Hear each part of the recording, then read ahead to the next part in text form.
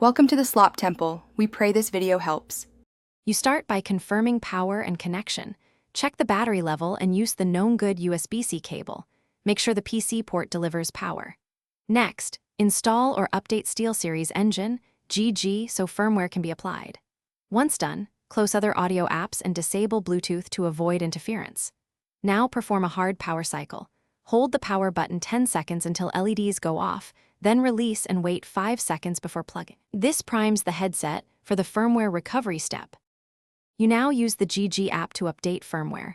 This often resolves audio and mic faults. If the update errors, force the headset into recovery mode by holding power plus volume buttons for about 8 to 10 seconds so LEDs blink differently. This engages DFU. Once detected, let the app reflash firmware. Do not interrupt USB or power.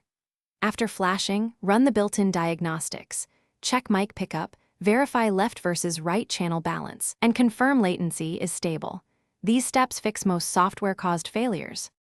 Once firmware and diagnostics pass, you should recalibrate audio settings in GG. Adjust EQ, mic gain, side tone, and spatial options until voice and game balance are correct. Then test on a second device to ensure the problem isn't the host PC or USB port. If problems persist, perform a factory reset from the device menu, or collect the headset serial and error logs and contact SteelSeries support. One key troubleshooting tip. If flashing fails repeatedly, switch to a different USB port and a short high-quality USB-C cable to rule out cabling. Thanks for watching. Consider subscribing if we helped you.